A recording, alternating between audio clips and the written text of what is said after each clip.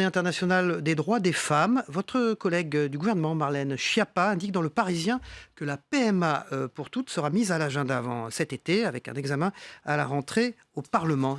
Confirmation de votre part. Et est-ce que c'est une victoire pour le droit des femmes ? J'ai pas de confirmation, non, parce que j'ai pas eu Richard Ferrand pour savoir si vraiment c'était à l'agenda, mais je fais toute confiance à ma collègue Marlène Schiappa si elle annonce ça. C'est qu'en effet, cette promesse du candidat et du président de la République est tenue, et donc réjouissons-nous pour ça. Donc si le calendrier est maintenu, tant mieux. Une grande victoire pour les Ouais. femmes ? Moi, je pense que c'était exactement ce qui était voulu. Donc, oui, c'est une belle victoire. Et je fais confiance à Marlène Schiappa si elle le dit, c'est programmé. Je disais, c'est la Marianne journée Mancini. des droits des femmes, peut-être dans votre domaine de compétences. Je crois que vous allez déjeuner aujourd'hui avec des femmes en situation de handicap. Est-ce que vous pouvez peut-être nous faire un point particulier sur la situation de ces femmes ? Est-ce qu'elles rencontrent des difficultés particulières ? Je pense que quand on est femme handicapée, c'est souvent double peine, malheureusement. Des grosses difficultés, plus encore que toutes les autres femmes, d'accès à l'emploi. Des difficultés aussi de préjugés sur leur capacité à tenir un emploi, à pouvoir être mère. Donc oui, c'est très compliqué quand Parce que on est les femme entreprises handicapée. ne jouent pas le jeu, c'est ça ? Ah ben non, elles ne jouent pas le jeu, puisqu'aujourd'hui on est à 3,5% avec une obligation d'emploi à 6%. Ça progresse, mais ça progresse très très lentement, mais pas que pour les femmes. Pour en général les personnes en situation de handicap, l'accès à l'emploi est encore compliqué, le maintien dans l'emploi et la carrière aussi quand on est une personne en situation de handicap, et encore plus quand on est une femme handicapée. C'est pour ça qu'aujourd'hui j'ai voulu mettre à l'honneur ces femmes handicapées.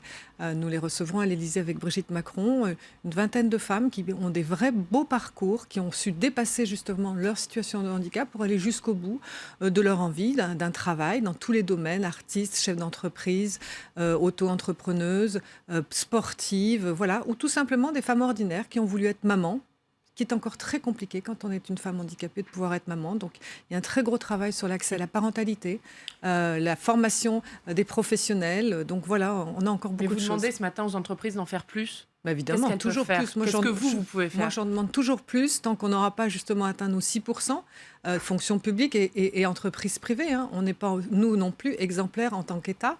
Donc, c'est tout l'enjeu de la rénovation d'obligations d'emploi des personnes handicapées que je Comment porte vous avec pouvez les Muriel contraindre ? Pénicaud. Contraindre les entreprises. Je préfère les inciter parce que la contrainte, elle existe depuis 30 ans et pour autant, elle n'a pas fonctionné. Donc, il vaut mieux qu'on les incite, il faut qu'on leur donne des prestations de services pour pouvoir accompagner les personnes handicapées. Il faut qu'on soit réactif sur les adaptations quand il y en a à faire. Donc, c'est tout l'enjeu d'une offre de services beaucoup plus lisible, beaucoup plus réactive pour les entreprises et puis un accompagnement. Je crois beaucoup à l'emploi accompagné. On a inventé la scolarité accompagnée quand les personnes ont besoin d'être accompagnées, parce que certaines seront autonomes, parce qu'elles sont bien accompagnées. Il faut qu'on puisse vraiment offrir cet emploi accompagné. Alors justement, il y a Pascal eu en Jalabert. effet de gros progrès sur l'accompagnement des enfants handicapés à l'école. On a augmenté de 110 000 pour le premier degré en 10 ans, donc ce qui est énorme.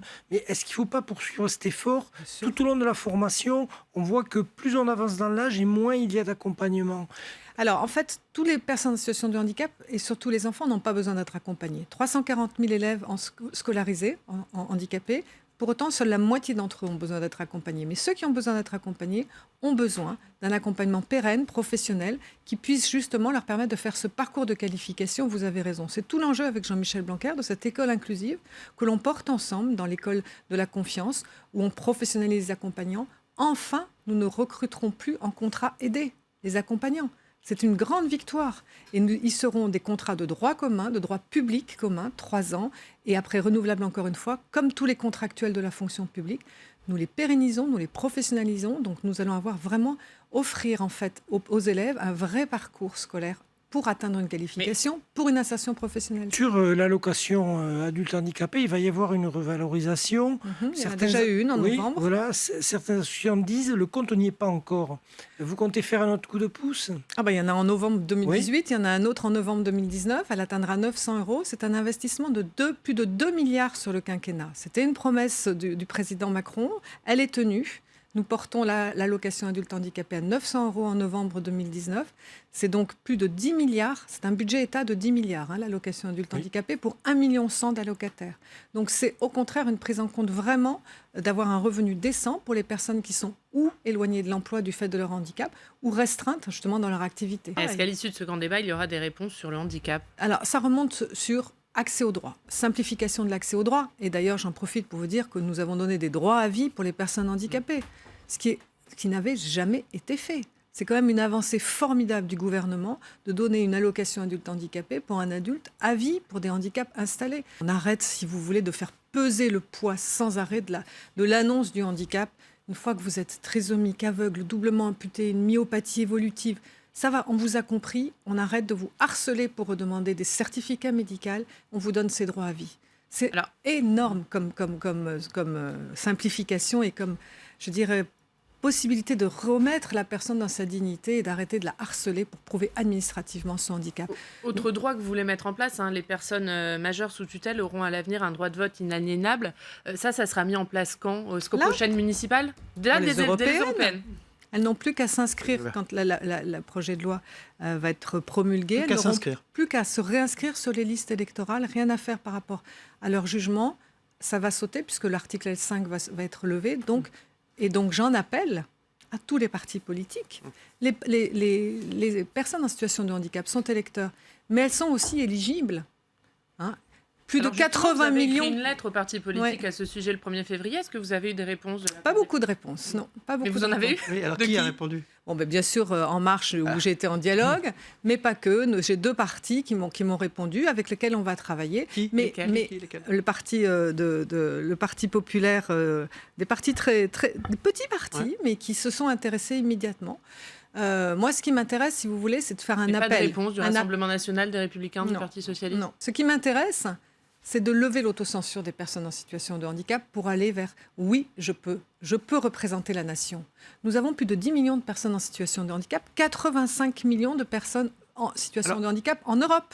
Donc ça vaudrait le coup quand même d'avoir... ces partis politiques ce matin dans cette matinale. Je lance surtout je lance un appel aux partis politiques, mais je lance un appel aux personnes en situation de handicap. Osez aller présenter vos candidatures et je vous en prie, les partis politiques, retenez-les sur une liste et qu'elles soient en position éligible. Dans votre actualité, il y a à la fin du mois la présentation d'un plan pour l'autisme.